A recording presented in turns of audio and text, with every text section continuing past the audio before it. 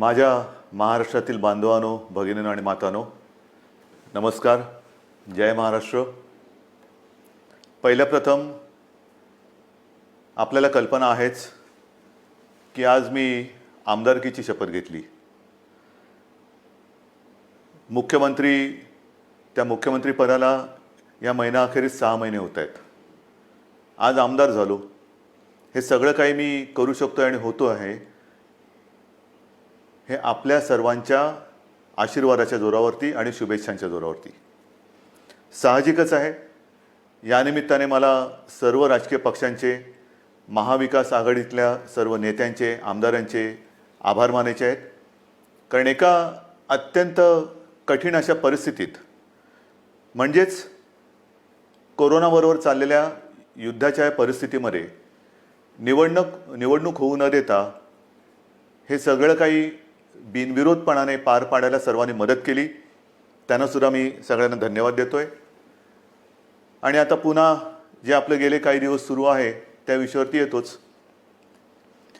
17 तारखेला पंतप्रधानांनी जो लॉकडाऊन जाहीर केला होता, दुसरा तिसरा, त्याची मुदत संपली आणि परत पुढचे 15 दिवस म्हणजे 31 मेपर्यंत संपूर्ण देश आणि साहजिकच आहे आपला महाराष्ट्रसुद्धा हा लॉकडाऊनमध्ये आहे. आता तुम्हाला कदाचित असं वाटायला लागलं असेल की मी आलो म्हणजे लॉकडाऊनच जाहीर करतोय. साहजिकच आहे, कोणालाही घरी विशेषतः कामाशिवाय डांबून ठेवणं किंवा बसवणं यासारखी मोठी शिक्षा असू शकत नाही. पण नीट समजून घ्या, मी कदाचित कोणाला आवडत असेल, कोणाला आवडत नसेल, की याच्याकडे काही उत्तरच नाही आहेत. हे लॉकडाऊन किती दिवस चालणार, किती काळ लॉकडाऊनमध्ये राहणार, याला काही उत्तर आहे की नाही, हा जो काही चक्रव्यूह आहे हा आपण भेदणार आहोत की नाही, उत्तर कोणाकडेच नाही आहे. जगामध्ये कोणाकडे उत्तर नाही आहे, आपल्या देशातसुद्धा कोणाकडे उत्तर नाही आहे. आणि हे आता सगळ्यांना माहिती झालेलं आहे की जेव्हा एखाद्या युद्धात, विशेषतः ह्या युद्धामध्ये, युद्ध हे नेहमी शस्त्रांनीच लढलं जातं. इकडे आपल्याकडे शस्त्र नाही आहे. एक फक्त अंतर ठेवणं, स्वतःची काळजी घेणं आणि युद्ध जिंकणं, म्हणजे फार विचित्र आहे असे युद्ध. एकतर्फी नक्कीच नाही आहे, कारण आपण पूर्ण ताकदीने युद्ध लढतो आहोत. पण लॉकडाऊन वाढवला का? काही अंशी बरोबर आहे, काही अंशी नक्कीच बरोबर आहे. आपल्याला सर्वांना कल्पना आहे की आजही देशात, विशेषतः महाराष्ट्रामध्ये रुग्णांची संख्या वाढते आहे. मुंबईमध्ये वाढते आहे, ठाणे परिसरात वाढते आहे, पुण्यामध्ये वाढते आहे, संभाजीनगरमध्ये आहे, नाशिकमध्ये, मालेगावमध्ये आहे. या ठिकाणी रुग्णांची संख्या वाढते आहे. आणि ही रुग्णांची वाढती संख्या बघितल्यानंतर साहजिकच आहे मनात प्रश्न निर्माण होऊ शकतो, मग आपण नेमकं करतो काय आहोत, आतापर्यंत आपण केलं काय? मी गेल्याही वेळेला आपल्याला सांगितलं होतं की एक गोष्ट नक्की, की जी काळजी आपण मार्चपासून घ्यायला लागलो, जवळपास आपण कर्फ्यू, संचारबंदीपर्यंत आलो होतो आणि त्याच्यानंतर देशभरात लॉकडाऊन जाहीर केला गेला. जर हे आपण केलं नसतं तर जो एक अंदाज आपल्या देशात, महाराष्ट्रात आणि मुंबईमध्ये किती आत्तापर्यंत रुग्ण झाले असते, किती आत्तापर्यंत त्याच्यात मृत्यू पावले असते, हा अंदाज नुसता बघितला तरी अंगावरती काटा उभा राहतो. आणि म्हणून मी मागेही आपल्याला म्हटलं होतं की अजूनही शृंखला आपण तोडली जरी नसली तरी एक गोष्ट नक्की, की त्याच्या वाढीवरती, गुणाकारावरती नियंत्रण आपण हे नक्की ठेवलेलं आहे. गतिरोधक म्हणून हा जो काही लॉकडाऊनचा काळ आहे त्याचा आपल्याला नक्की उपयोग झालेला आहे. मग आता किती काळ चालणार? नुसता लॉकडाऊनकडे बघून चालणार नाही. रेड, ऑरेंज, ग्रीन, रेडमध्ये सुद्धा कंटेनमेंट एरिया, हे असे जे काही आपण विभाग केलेले आहेत. ग्रीन झोनमध्ये आपण हळूवारपणाने जवळपास सगळं काही उघडायला परवानगी दिलेली आहे, ती अजूनही देत आहोत. आणखीनही तिथले निर्बंध हे येत्या काही काळामध्ये आपण आणखीन शिथिल करतो आहोत. ऑरेंज झोनमध्ये सुद्धा ही शिथिलता आणलेली आहे. रेड झोनमध्ये विशेषतः कंटेनमेंट एरिया आहे, तिथे मात्र अजूनही आपल्याला शिथिलीकरण करणं हे परवडणार नाही, नक्कीच नाही आहे. उद्योगधंद्याच्या बाबतीत काय आहे, मी मुद्दामून आज आपल्यासमोर थोडेसे आकडेवारी सांगणार आहे. काय काय झालेलं आहे, किती काय केलेलं आहे. पहिल्या प्रथम आरोग्यविषयक काय झालेलं आहे, नंतर उद्योगधंद्याच्या बाबतीत काय करतो आहोत. उद्योगधंद्याच्या बाबतीमध्ये सुद्धा तुम्हाला मुद्दामून मला सांगायचं आहे की नुसतं लॉकडाऊन नाही वाढवत आहोत, आपल्याला ही तारेवरची कसरत करायची आहे आणि ती करतो आहोत. एका बाजूला सुरक्षित राहण्यासाठी लॉकडाऊन म्हणजे सगळं काही थोडक्यात बंद, आणि दुसऱ्या बाजूला हळुवारपणाने काही गोष्टी आपण उघडतो. आजपर्यंत राज्यामध्ये साधारणतः 50,000 उद्योग सुरू करायला आपण परवानगी दिलेली आहे. हा आजचा आकडा आहे. आणि ह्या 50,000 उद्योगामध्ये जवळपास साधारणतः 5-1 लाख मजूर हे काम करायला लागलेले आहेत. तसं बघितलं तर राज्यामध्ये 70,000 उद्योग सुरू करायला आपण परवानगी दिलेली आहेच, पण 50,000 उद्योग हे प्रत्यक्ष सुरू झालेले आहेत. आपल्याला कदाचित हा जो काय एक रेड झोनमधला बेल्ट आहे, म्हणजे मुंबई, पुणा आणि त्याच्या आजूबाजूचा परिसर, इथे जे आपण राहतो आहोत, किंबहुना उदाहरणतः संभाजीनगर असेल, ज्या महापालिका आहेत त्यांच्या परिसरामध्ये आपण हे निर्बंध जरा कडक ठेवलेले आहेत, म्हणून आपल्याला ते जाणवत नाही आहे. पण ह्या विभागामध्ये आपण उद्योगधंद्यांना परवानगी दिलेली आहेच, नक्की दिलेली आहे. हे करताना खास करून मला उद्योगांसाठी काही गोष्टी जाहीर करायच्या आहेत. कारण सगळीकडे आता एक ठप्प, म्हणजे ज्याला आपण म्हणतो ना, पॉजचं बटन दाबलं गेले, जगच असं पॉज झालेलं आहे. सगळं ठप्प, काहीच होत नाही आहे, इकडची गाडी तिकडे होत नाही आहे. असं वातावरण असताना उद्या जे काय आपल्याला एक भरारी घ्यायची आहे, नक्की घ्यायची भरारी घेणारच, कोणत्याही परिस्थितीत घेणार. तिकडे अजिबात मागे पुढे बघणार नाही. खरं म्हटलं तर आपल्या सरकारला आता 6 महिने होत आहेत. नवीन सरकार असताना नवीन स्वप्न आहेत आपली. आपण एक अर्थसंकल्प जाहीर केला काय, त्याच्यात नवीन गोष्टी जाहीर केल्या काय, आणि त्या अंमलबजावणीला सुरुवात करण्याच्या आधीच आपल्याला या संकटाला सामोरं जावं लागतंय.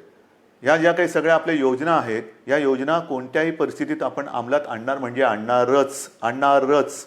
त्या एका हिमतीने आपण पुढे जातो आहोत. परंतु नवीन उद्योग येण्यासाठी एक वेगळी स्पर्धा आहे.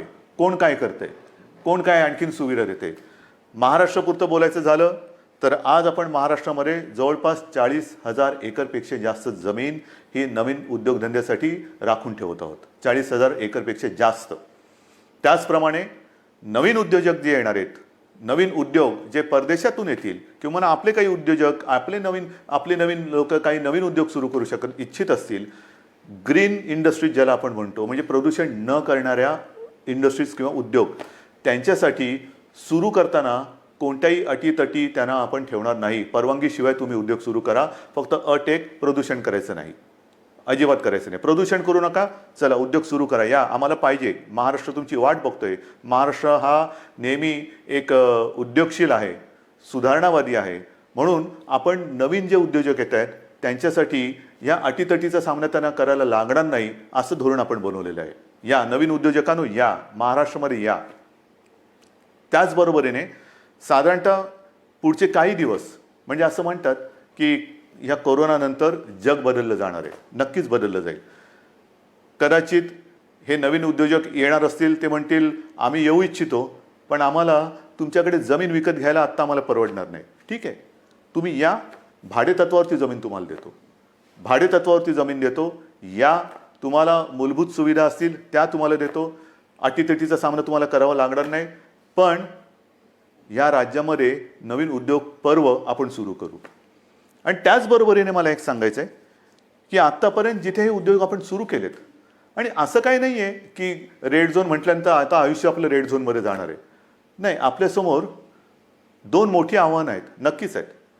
एक म्हणजे जिथे या कोरोनाचा प्रादुर्भाव नाही असा ग्रीन झोन, तो ग्रीन झोन हा आपल्याला कोरोना विरहित ठेवायचा आहे, हे मोठं आव्हान आहे. तिकडे एक सुद्धा रुग्ण ग्रीन झोनमध्ये आपल्याला आता येऊ द्यायचं नाही, किंबहुना नवीन केस तिकडे आता आपल्याला तयार आपण काय असं घर बसल्या कोविड तयार करत नाही, पण होऊ द्यायची नाही आहे. त्याच्यामुळे ग्रीन झोन हा ग्रीन झोन म्हणून मेंटेन करणं, आणि रेड झोन जो आहे तो रेड झोन हा लवकरात लवकर ग्रीन झोनमध्ये त्याचं रूपांतर करणं. म्हणजे रेड झोनसुद्धा आपल्याला हळूहळू हा ग्रीन झोनमध्ये आणायचा आहे. आणि म्हणून जिथे जिथे ग्रीन झोनमध्ये आपण उद्योगधंद्यांना परवानगी दिलेली आहे, अनेक ठिकाणी आपण बघतो आहोत की कामगारांची आता उणीव आहे. कामगार हे बरेचसे परराज्यातले निघून गेलेले आहेत. मला खास करून माझ्या महाराष्ट्राच्या भूमिपुत्रांना सांगायचं आहे, जसं आजपर्यंत तुम्ही महाराष्ट्रासाठी, महाराष्ट्र सुरक्षित ठेवण्यासाठी सरकारचं ऐकलत, घरामध्ये राहा, सुरक्षित राहा, ही एक आपली त्याच्यातले एक घोषवाक्य होतं. आतापर्यंत तुम्ही घरात बसलात आणि महाराष्ट्र वाचवलात. आता जिथे जिथे ग्रीन झोन आहे, तुम्ही एका आत्मनिश्चयाने बाहेर पडलं पाहिजे की मी माझा महाराष्ट्र पुन्हा एकदा उभा करणार. मी जसा महाराष्ट्र वाचवलेला आहे, मी म्हणजे तुम्ही, मी एकटा नाही, तुम्ही. महाराष्ट्र आजपर्यंत आम्ही सुरक्षित ठेवला. या कोविडच्या प्रादुर्भावापासून हा जो ग्रीन झोन आहे तो सुरक्षित ठेवला.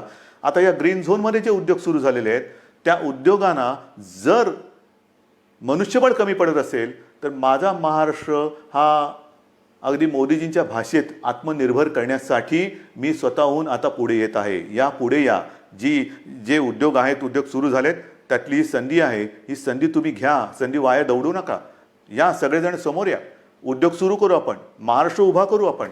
एक जगासमोर एक उदाहरण ठेवू की हा महाराष्ट्र खरंच लढवय्यांचा आहे. हा संकटाला भीत नाही. संकटामध्ये सुद्धा मर्दासारखा सामोर जातो. तो हा शिवरायाचा महाराष्ट्र आहे. म्हणून मला जे ग्रीन झोनमध्ये आहेत आणि जिथे जिथे उद्योगधंदे सुरू झालेत पण मनुष्यबळ कमी पडत असेल तिथे मला आज भूमिपुत्रांची गरज आहे. भूमिपुत्रांनो पुढे या. ही आपली भूमी आहे, आपला महाराष्ट्र आहे. पुढे येऊन आपला महाराष्ट्र हा आपल्या पायावरती आपण उभा करू. हा निश्चय फार महत्त्वाचा आहे. हे उद्योगधंद्याचं झाल्यानंतर महत्त्वाचा मुद्दा काय आहे की आरोग्यविषयक काय. कारण अजूनही जे काही जणांना असं वाटतंय की हे एक अशीच भीती आहे, फ्लू काय, सर्दी आहे, खोकला आहे, होतो जातो, आजपर्यंत काय कोणाला झालं नाही. झालं ना. पण विशेष म्हणजे आत्तापर्यंतचा जो फ्लूचा एक भाग आहे त्याच्यात सुद्धा जसं स्वाईन फ्लू एक आहे त्याला औषध आलेलं आहे. पण ह्या कोरोनावरती अजूनही औषध आलेलं नाही. तोच एक मोठा धोका आहे. मी उगाच तुम्हाला आकडे सांगून काय घाबरवण्याची माझी इच्छा नाही, अजिबात नाही आहे. तुम्हाला भीती घालण्यासाठी मी आलेलो नाही आहे. पण मुंबईमध्ये जेव्हा आपण सुरुवात केली त्यावेळेला जी परिस्थिती होती ती परिस्थिती बघितल्यानंतर आजची जी परिस्थिती आहे, आपण काय काय आरोग्य सुविधा केलेल्या आहेत. तुम्हाला कल्पना असेल, गेल्याही वेळेला मी बोललो होतो आणि आज तर संध्याकाळी मी जाऊन आलो. मी होतो, उपमुख्यमंत्री होते, बाळासाहेब थोरात होते, एकनाथ शिंदे होते, आदित्य पण होता बरोबर, आपले मुख्य सचिव होते, महापालिका आयुक्त होते आणि विशेष म्हणजे तिथे आपले राजीव जे MMRDA म्हणजे मुंबईतली मेट्रोचं काम आता जे अत्यंत चांगल्या पद्धतीने पुढे नेत आहेत, त्यांनी गेल्या 10-12 दिवसामध्ये ही सुविधा मुंबईकरांसाठी तिकडे उभारलेली आहे. आज तिकडे जवळपास 1000 बेड्सचं एक चांगलं कोविड केअर सेंटर हे आपण उभं केलेलं आहे. येत्या 1-2 दिवसात त्याचा वापर सुरू होईल. मुंबईमध्ये ठिकठिकाणी, मी मुंबईपुरतं बोलतो, मुंबईमध्ये नंतरचं पुढचं मी बोलणारच आहे, पण मुंबईमध्ये ठिकठिकाणी म्हणजे असं बांद्रा कुर्ला कॉम्प्लेक्स संकुल आहे, तिथे आणखीन 1000 बेड्स वाढवतो आहोत. गोरेगावचं एक्झिबिशन ग्राउंड आहे तिकडे वाढवतो आहोत. रेसकोर्सवरती त्या पार्किंगमध्ये होतं आहे. वरळीला डोममध्ये तर सुरू केलेलाच आहे. आणखीन 1-2-3 ठिकाणी मुलुंड चेक नका आहे, ठाण्यामध्ये आहे. हे आता नुसतं कोविड केअर सेंटर म्हणून नाही राहणार. या सगळ्या जम्बो फॅसिलिटी ज्याला म्हणतो, या जम्बो फॅसिलिटीमध्ये जे आवश्यक लागतं ते तिकडे आपण करणार आहोत. म्हणजे विशेषतः सगळ्यांनाच काही व्हेंटिलेटरची आवश्यकता लागत नाही, पण अनेक जणांना ऑक्सिजनची आवश्यकता लागते. म्हणून ह्या सगळ्या सुविधांमध्ये ऑक्सिजनची सुविधा असणाऱ्या बेड्स हे आपण जास्तीत जास्त करतो आहोत. त्याचप्रमाणे काही ठिकाणी आपण अतिदक्षता विभागात म्हणजे ICU बेड्स हे सुद्धा उपलब्ध करत आहोत. ICU बेड्स म्हणजे हॉस्पिटलमध्ये तर आपण ते वाढवतोच आहोत, पण हॉस्पिटलच्या बाहेर ही जी काय आपण रुग्णसेवा किंवा सेंटर्स उभी करतो त्याच्यामध्ये सुद्धा ICU बेड्सची सोय आपण करतो आहोत. कदाचित ही काय अभिमानाची गोष्ट नाही, पण समाधानाची नक्की आहे की इतरत्र कुठेही नसेल अशी आरोग्य सुविधा आपण इथे निर्माण केलेली आहे आणि ती आरोग्य सुविधा आणखीन आपण पुढे वाढवत नेत आहोत. महाराष्ट्रामध्ये बोलायचं झालं तर महाराष्ट्रात आज मी आकडे घेऊनच बोलतोय, साधारणतः 1484 कोविड केअर सेंटर्स आहेत. 2,48,000 बेड वगैरे आहे, पण साधारणतः 2.5 लाख रुग्णशय्या ह्या आयसोलेशन म्हणजे ऑक्सिजनसह ह्या आज महाराष्ट्रामध्ये आपण उपलब्ध करत आहोत. 2.5 लाखाच्या आसपास. आज एक गोष्ट साहजिकच आहे, हे संकट एवढं मोठं आहे की काही वेळेला असं वाटतं की रुग्णांना बेड मिळत नाही आहे. याचं कारण रुग्णांची थोडीशी संख्या ही वाढती अशी वाटत असली तरी देखील आज आपण स्वयंपूर्ण होण्यासाठी किंबहुना पुढच्या महिन्यात साधारणतः किती रुग्ण होऊ शकतील ह्याची एक दक्षता घेऊन आपण हीही सुविधा वाढवत आहोत. डॉक्टर्स येत आहेत, नर्सेस येत आहेत. मध्यंतरी मी आपल्याला माहिती आहे कोविड योद्धा म्हणून सगळ्यांना एक आवाहन केलं होतं. त्याच्यात सुद्धा काही हजार लोक म्हणजे महिला पुरुष हे मदतीसाठी धावून आलेले आहेत. मला अजूनही पाहिजेत. ह्याचं कारण का? कारण नवीन सुद्धा जे आलेले आहेत ते आणि आत्ता आहेत ते, जसं गेल्या वेळेला मी आपल्याला बोललो होतो की पोलीस थकत आहेत, पोलीस आजारी पडत आहेत. काल परवा एका चांगल्या अधिकारीचा मृत्यू झालेला आहे. त्याच्यानंतर गडचिरोलीमध्ये नक्षलवाद्यांशी लढता लढता 2 पोलीस आपले तिकडे शहीद झालेले आहेत. हे सगळे ताणतणाव आहेत आणि ह्या ताणतणावामध्ये हे लोक आजारी पडण्याची वाट न बघता, मला तर कोणीच आजारी पडायला नको आहेत, आजारी पडण्याची वाट न बघता ह्यांना वेळोवेळी जर का आपण विश्रांती देत गेलो तर आपण सहजगत्या या संकटावरती मात करू शकू. म्हणून मला अजूनही कोविड योद्धा पाहिजेत. ज्यांची रुग्णसेवा करण्याची इच्छा आहे, तयारी आहे, त्यांनी सगळ्यांनी ह्या युद्धामध्ये स्वतःहून पुढे आलं पाहिजे. याचं कारण असं की आज देखील मुंबई असेल, ठाणा असेल, पुणा असेल, संभाजीनगर ह्या ज्या काही महापालिका आहेत तिकडे नाही म्हटलं तरी जो आपण कंटेनमेंट एरिया म्हणतो, म्हणजे जिथे एखादा रुग्ण सापडला तर त्याच्या आसपासचा काही परिसर आपण सील करतो. मग एक आपण साधारणतः शोध घेतो की याच्या अतिशय निकटच्या संपर्कात कोण आलेले आहेत, मग त्यांची चाचणी घेतो आणि त्याच्यानंतर आपण मग त्यांना क्वारंटाईनमध्ये किंवा लक्षणं जर असतील किंवा लक्षणं नसतील मग टेस्ट घेऊन त्यांना आपण आयसोलेशनमध्ये ठेवतो. किंबहुना जर लक्षणं असतील तर त्यांच्यावरती उपचार सुरू करतो. एका गोष्टीचं मला एक मुद्दाहून तुम्हाला मला आकडा द्यायचा आहे की आज आपण एक आकडा बघत असतो की महाराष्ट्रामध्ये किती रुग्ण आहेत, मुंबईमध्ये किती रुग्ण आहेत.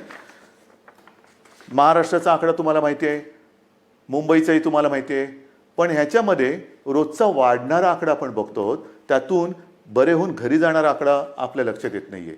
म्हणजे साधी गोष्ट आहे, जर का मुंबईपुरतं बोलायचं झालं तर साधारणतः मुंबईमध्ये आज 19,967 रुग्ण पॉझिटिव्ह आहेत. पण हा 19,500चा जो काय आकडा आहे त्याच्यामधले साधारणतः 5,000 रुग्ण हे बरे होऊन घरी पण गेलेले आहेत. म्हणजे 19,000 वजा 5,000 झाले. दुर्दैवाने काही मृत्युमुखी पडलेले आहेत. याचा अर्थ असा की लवकर जर का आले आणि व्यवस्थित त्यांच्यावरती उपचार केला गेला तर बरे होऊन घरी जाणारे रुग्णसुद्धा आहेत. काही रुग्ण तर मी मागेही आपल्याला बोललो होतो की 80% आसपास रुग्ण हे असेही आहेत की ज्यांच्या टेस्ट पॉझिटिव्ह येतात पण त्यांना कोणतीही लक्षणे दिसत नाहीत. असे रुग्णसुद्धा आहेत. तर ह्या सगळ्या गोष्टीचा विचार करून आपण आरोग्य सुविधा वाढवतो आहोत, ॲम्ब्युलन्सेस वाढवतो आहोत. संपूर्ण महाराष्ट्रभर जिथे जिथे आवश्यकता आहे तिथे तिथे आपण या आरोग्याच्या सुविधा वाढवत आहोत. आणि एका बाजूला या आरोग्य सुविधा वाढवत असताना उद्योगधंद्यांच्या बाबतीत सुद्धा मी सांगितलं की 50,000च्या वरती उद्योगधंदे सुरू झालेले आहेत. म्हणजे असं काही नाही की सगळं काही ठप्प होऊन बसलेलं आहे. जे अनेक जण मला विचारतात की काय हो मग हे तुम्ही लॉकडाऊन उठवत नाही, किती काळ असं बसायचं. मगाशी मी तुमच्याशी बोलत होतो, ह्याच्यात काय आहे, नुसतं सर्दी खोकला ताप तर येईल, आणखीन काय होईल, फ्लू काय कोणाला होत नाही असं नाही आहे. जे गांभीर्य आहे ते या गोष्टीचं हेच आहे की जे गंभीरपणाने आजारी पडतात त्यांच्यावरती इलाज नाही आहे. आणि एक क्षण असं धरून चला की आपण लॉकडाऊन उठवून टाकतो लॉकडाऊन आजपासून, या सगळेजण इकडे तिकडे ये जा करा, काही करा. ही साथ जर का पसरली तर इतर देशामध्ये काय काय होते, ब्राझीलमध्ये काय झालं, ब्रिटनमध्ये काय झालं, अमेरिकेत काय चाललेलं आहे, इटलीमध्ये काय चाललेलं आहे, काय झालेलं आहे. मला हे कोणत्याही परिस्थितीत महाराष्ट्रात होऊ द्यायचं नाही आणि मी होऊ देणार नाही, अजिबात होऊ देणार नाही. मी टीकेचा धनी होईन. मी तुम्हाला मागेही बोललेलो आहे, महाराष्ट्रासाठी वाईटपणा घ्यायला माझी तयारी आहे, पण जे जे मला पटतं ते महाराष्ट्राच्या हिताचं मी करणार म्हणजे करणारच. आणि म्हणून जो रेड झोन आहे तिकडे मी अजूनही उद्योगधंदे पूर्णपणे उघडायला का देत नाही आहे की क्षणभर धरून असं धरून चाला की उद्योगधंदे उघडले आणि ही साथ त्यांच्यात घुसली. आजच मजूर आपापल्या घरी निघून गेलेले आहेत.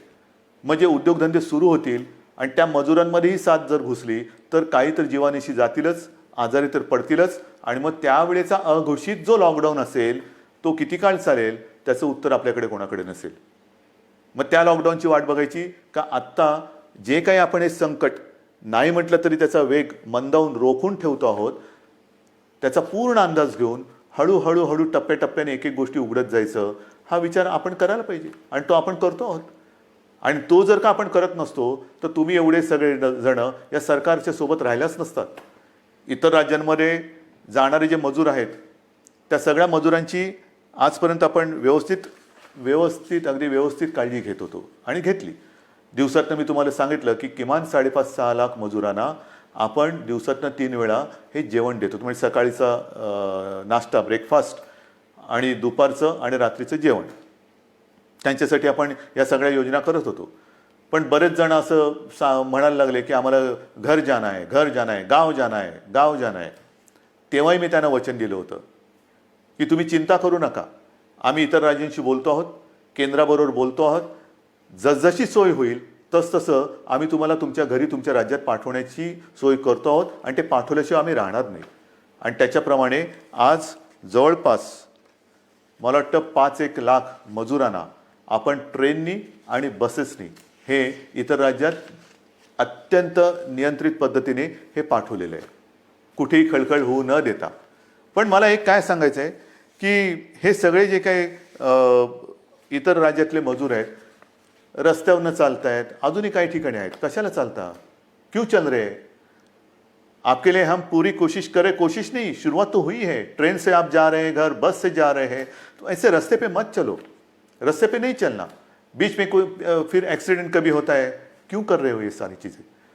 आपके लिए हर एक राज्य के लिए ट्रेन की सुविधा शुरू हो गई है, बस की सुविधा शुरू हो गई है. आप जहाँ भी हो वहीं पर रुके. हमारे पूरे स्टेट में अलग अलग जिलों में डिस्ट्रिक्ट में कलेक्टर्स हैं, उनके सब साथी हैं, आपका इंतजाम वो कर रहे हैं, ठीक से कर रहे हैं. और जब भी ट्रेन की सुविधा, जैसे रोज़ाना कुछ ट्रेन चल रही है, कुछ उत्तर प्रदेश में जा रही है, बिहार में चल रही है, पश्चिम बंगाल में जा रही है, राजस्थान जा रही है, गुजरात जा रही है, जैसे जैसे वो आती जाएगी हम आपको भेज रहे हैं. बेताब ना होना, काही गरज नाही आहे. तुम्हाला आम्ही पूर्णपणे सुरक्षितपणाने तुमच्या राज्यात आम्ही सोडतो आहोत. आणि आजपर्यंत मी म्हटलं ना की एवढे मजूर हे महाराष्ट्रातून त्यांच्या राज्यात गेलेत, त्यांच्या घरी पोचलेत, बसेसने आपण पाठवलेले आहेत. आणि विशेष म्हणजे त्यांच्याकडनं आपण कुठेही तिकीट्स नाही घेतलेली. मुख्यमंत्री सहायता निधीतून त्यांचा खर्च केलेला आहे. काही संस्था पुढे आलेल्या आहेत, त्यांनी त्यांचे पैसे दिलेले आहेत. त्यांना हे कारण हे गरीब आहेत, काम करणार आहेत, तळहातावरती पोट असणार आहेत. तळहातावरती पोट असल्यानंतर जर त्यांची रोजची मेहनत ही होणार नसेल किंवा काम मिळणार नसेल तर यांच्याकडे तिकिटाचे पैसे कुठून येणार? म्हणून त्यांना आपण आपल्या सरकारच्या माध्यमातून सरकारच्या खर्चाने आपण त्यांना पाठवतो आहोत. हे झालं त्या राज्यात जाणाऱ्या लोकांचं. मग आता मी येतो माझ्या आपल्या राज्यातल्या लोकांकडे. मुंबई म्हटल्यानंतर साहजिकच आहे, कोकण आणि पश्चिम महाराष्ट्र इथे राहणारे लोक खूप आहेत. तेही मागे लागलेत. हे काय तुम्ही त्या राज्यातल्या लोकांना पाठवता, आम्ही काय केलंय, आम्हाला कधी घरी पाठवणार? अरे तुम्ही तर आपले आहात. आजपर्यंत तुम्ही सहकार्य केलेलं आहे, तुम्हालाही हळूहळू मी पाठवतो घरी. पण आज थोडे अस्वस्थ नका होऊ. कारण आजपर्यंत कोकण म्हटल्यानंतर मला माहिती आहे हा आंब्याचा सीझन, काजूचा सीझन, सगळा एक कोकण म्हणजे गंमत असते. ह्या मोसममध्ये कोकणात जाणं फणस आहे, मजा असते. कोकणामध्ये जाणं हे या दिवसात सुट्टी, मग कोणाचे आजी आजोबा असतील, कोणाचे मामा मामी असतील, काका काकी असतील, सगळे नातेवाईक असतात, त्यांच्याकडे जायचं, गावातल्या घरात राहायचं, आंबे खायचे, गंमत असते. पण ह्या उन्हाळ्यात ती गंमत नाही आहे. मी आपल्याला सगळ्यांना मुद्दामून एक विनंती करतो की कृपा करून आपण तरी रस्त्यावरनं किंवा इकडून तिकडून असे जाऊ नका. कारण मुंबईमध्ये आपण काळजी घेतो आहोत, प्रत्येक जिल्ह्यात आपण काळजी घेतो आहोत, पण प्रत्येक जिल्ह्यात आरोग्य सुविधा ज्या आहेत त्यांची एकूण जर का मर्यादा बघितली आणि काही जिल्हे हे कोविड मुक्त आहेत, आज सुद्धा तिकडे प्रादुर्भाव झालेला नाही, ते आपल्याला तसेच ठेवायचे आहेत. जर आपल्याला लवकरात लवकर या लॉकडाऊनमधून बाहेर यायचं असेल तर पहिलं म्हणजे जे आपले ग्रीन झोन आहेत, जिकडे कोविडचा प्रादुर्भाव नाही, हे जिल्हे हे विभाग आपल्याला ग्रीन झोन म्हणूनच ठेवावे लागतील. म्हणून आपण सुद्धा घरी जाताना असेच उठून निघू नका. आपल्याला सुद्धा जर जायचं असेल, खरंच पहिलं जायचं आहे का थोडे दिवस थांबून आपण जाऊ शकता, थोडा धीर धरला तर सगळ्यांनाच बरं होईल. आपण इथून तिथे जाणार, काही ठिकाणी जसं आता उदाहरणार्थ रत्नागिरी आहे, इतर काही ठिकाणी आहेत, इथे आपल्याकडनं काही गेलेले लोक आहेत ते पॉझिटिव्ह निघाले. झालं एक केस तिकडे आली, मग तिकडे पुन्हा ते कंटेनमेंट झोन आला, हे आलं ते झालं. म्हणजे आत्तापर्यंत जिकडे काही नाही आहे तिकडे हा सगळा नसता खटोटोप आला. तर म्हणून मला असं वाटतं थोडंसं धीराने जाऊया. एक नियंत्रित पद्धतीने जसं आपण इतर लोकांना पाठवतो आहोत, परराज्यातले काही लोक आपण आपल्याकडे घेतो आहोत. आता तर परदेशातून आपल्याकडे येणारी लोक सुद्धा सुरू झालेली आहेत. हळूहळू आता जग हालचाल करायला लागलंय. असं काही नाही की सगळे ठप्प बसलेत. परदेशातली लोक आपल्याकडे परत येत आहेत. आपल्याकडची काही जी अडकलेली लोक ती परदेशात त्यांच्या देशात जात आहेत. रोजची थोडी थोडी विमानं सुरू झालेली आहेत. पण इथले तिथे आणि तिथले इथे आल्यानंतर क्वारंटाईन म्हणजे विलगीकरण हे फार महत्त्वाचं आहे. विलगीकरण, कारण आपण जर का कळत नकळत हा व्हायरस आपल्यासोबत नेत असू तर आपल्यापासून, मी जसं मगाशी म्हटलं ना की काही जणांना ह्याचा प्रादुर्भाव झालाय पण लक्षातही येत नाही एवढं चांगल्या पद्धतीने ते त्याचा प्रतिकार करतायत. म्हणजे लक्षणं नाही आहेत आणि कोणत्याही औषधाशिवाय ते बरेही होत आहेत. परंतु त्यांना जरी काही झालं नाही आणि होऊ नयेच तरी वाहक म्हणून ते काम करू शकतात. म्हणजे त्यांना काही नाही झालं आणि गेला घरी आणि कळत नकळत व्हायरसचा प्रादुर्भाव झाला असेल तर तो तिकडे दिला व्हायरस, म्हणजे तो इकडचा व्हायरस तिकडे गेला आणि जो तिथे नाही आहे तो पसरून ठेवला. म्हणून मला माझ्या खास करून कोकणातील बांधवांना, माता भगिनींना सगळ्यांनाच सांगायचं आहे, पश्चिम महाराष्ट्रातल्या सगळ्या बांधवांना भगिनींना सांगायचं आहे की कृपा करून घाई गडबड करू नका, अस्वस्थ होऊ नका. हे थोड्या काळापुरती ही परिस्थिती आहे, तिच्यावरती आपण मात करतो आहोत, मात करणार आहोत. आपले कुटुंबीय आहेत, आप्तजन आहेत, त्यांच्या सुरक्षेसाठी जर का आपण आपलं हे जाणं थोडंसं थांबवलं आणि काही दिवसानंतर जर जाण्याचा विचार केला तर महाराष्ट्रावरती, तुमच्या कुटुंबियांवरती फार मोठे उपकार आपले होतील. म्हणून कुठेही अस्वस्थ होऊन लगेचच्या लगेच जर जाण्याची गरज नसेल तर पुन्हा मी सांगतो की कृपा करून आपल्या घरी जाण्याची म्हणजे गावी जाण्याची घाई करू नका. आता पुन्हा मी थोडंसं एक सांगणार आहे की अनेक जण आता म्हणायला लागलेले आहेत की कोरोनासोबत जगायला शिका. म्हणजे काय करायचं? आमची तयारी आहे कोरोनासोबत जगायची, पण कोरोनाची तयारी का आम्हाला त्याच्यासोबत जगू द्यायची? कोरोना जर का तयार नसेल तर आपण कसं त्याच्यासोबत जगणार? पण हे जगणं जर का अनिवार्य असेल तर काही गोष्टी, म्हणजे कोरोनानंतर जग बदलेल, नक्की बदलेल. काय बदलेल? तर कोरोनानंतर आपल्याला जसं आपण म्हणतो ना की आजपर्यंत घरात राहा आणि सुरक्षित राहा, आता आपल्याला नवीन एक वाक्य घ्यावं लागेल. घरात राहा, सुरक्षित राहा हे झालं, पण घराबाहेर राहताना सावध राहा. नेहमी आपल्याला एक सावधानता बाळगायला पाहिजे. म्हणजे ओघाने आलंच हात धुणं. अनेक ठिकाणी मी असंच बघितलेलं आहे, कारण उन्हाळा आहे, घाम तर येतोच, मग आपण काय करतो, मास्क बाजूला करतो आणि हाताने रुमालाने तोंड पुसतो, बाजूला ठेवतो. तोच धोका आहे. पहिली गोष्ट, हात सतत धुत राहायचं. कारण नसताना किंबहुना शक्यतोवर तोंडाला, चेहऱ्याला हात लावायचाच नाही. कारण हा जो व्हायरस आहे अजूनही त्याच्यावरती संशोधन सुरू आहे. किती काळ कुठल्या पृष्ठभागावर तो किती काळ जिवंत राहू शकतो. समजा एखाद्याच्या शिंकेतनं, खोकल्यातनं, बोलण्याच्या एका त्या तुषारातून तो कुठे पडला असेल, त्याला हात लागला आणि तो कळत नकळत पुन्हा आपल्या डोळ्याला लागला तर डोळ्यातनं तो शरीरात जाऊ शकतो, नाकाला लागला, तोंडाला लागला. म्हणून ह्या ज्या काही गोष्टी आहेत ह्या आपल्याला अशाच ठेवून पुढचे काही दिवस, काही महिने हे सावधतेने राहावंच लागेल. या सगळ्या ज्या गोष्टी मी तुम्हाला सांगतो आहे या गोष्टी ह्या फार महत्त्वाच्या आहेत. इतके दिवस तुम्ही जी शिस्त पाळली ती शिस्त मला थोडी जास्त पाहिजे, कडक पाहिजे. कारण आज देखील जो कंटेनमेंट एरिया आहे किंवा रेड झोन आहे, कारण नसताना लोक बाहेर पडत आहेत. नका पडू. त्याच्यानंतर अजून देखील धार्मिक सण, उत्सव, धार्मिक जमाव यांना कुठेही परवानगी आपण दिलेली नाही, देऊ शकत नाही. कारण जेवढी गर्दी होईल तेवढा हा धोका अधिक वाढणार आहे, अधिक पसरणार आहे. आणि म्हणून सावध राहामध्ये दोन हात अंतर ठेवून 2 हात दूर राहिलेलं बरं. तसं 2 हात दूर राहून एकमेकापासून आपल्याला राहायचं आहे. तोंडावरती मास्क तर लावायचा आहे, हात सतत धुवायचे आहेत. आणि सरकारच्या सूचना म्हणजे 31 तारखेपर्यंत जरी लॉकडाऊन हा असा असला तर ह्या गतिरोधक आहे. आजपर्यंत ग्रीन झोनमध्ये जवळपास सगळी बंधने आपण शिथिल केलेली आहेत. महत्त्वाचा मुद्दा, या ठिकाणी आता हळुवारपणाने काही दुकानंसुद्धा आपण उघडायला परवानगी देऊ येत्या काही काळामध्ये. कोणतीही गोष्ट ही सुरू करण्यापूर्वी आम्ही असं ठरवलं आहे, सरकारने असं ठरवलेलं आहे की जनतेला पूर्ण कल्पना द्यायची. कारण काही गोष्टी तुम्हाला कल्पना आहे, आपण उघडायला परवानगी दिली आणि ही जी काही झुंबड उडाली पुन्हा सगळं बंद करावं लागलं. काही देशांमध्ये हेही झालेलं आहे की लॉकडाऊन उठवला झुंबड उडाली, साथ वाढल्यानंतर पुन्हा सगळं बंद करावं लागलं. तसं नाही करायचं. आपल्याला शांतपणाने एखादी गोष्ट आपण सुरू करू, ती सुरूच ठेवायची. एखादी गोष्ट म्हणजे जसं मार्केट असेल, दुकानं असतील, आणखीन काही गोष्टी असतील, उद्योगधंदे असतील, एवढ्या शिस्तीने ते आपल्याला पुढे चालवायचे आहेत की एकदा सुरू केलेली गोष्ट पुन्हा थांबवण्याची वेळ येता कामा नये. आणि म्हणून तुम्हाला मी मध्ये सूचना देत राहीन. काही काही गोष्टी सुरू करण्यापूर्वी, जसं आता उदाहरणार्थ आज 18 तारीख गेली, जून महिना म्हणजे शैक्षणिक वर्ष सुरू होणार. अजूनही काही जणांच्या परीक्षा राहिलेल्या आहेत. परीक्षांचं काय करणार? शाळा कशा सुरू करणार? शैक्षणिक वर्ष सुरू कसं करणार? ऑनलाईन सुरू करणार का प्रत्यक्ष शाळा सुरू करणार? हे सगळे मोठे विषय आहेत, मोठे विषय आहेत. आणि कोणत्याही परिस्थितीत शैक्षणिक वर्ष आपल्याला वाया जाऊ द्यायचं नाही, जाऊ देऊच शकत नाही आपण. शाळा कशा सुरू करायच्या, त्याच्यात खबरदारी काय घ्यायची, शिक्षण कसं सुरू करायचं, शाळा कॉलेजेस आली, ॲडमिशन्स आल्या, कशा करायच्या, कुठे आपण काय करू शकतो, याही विषयी आपला विचार सुरू आहे.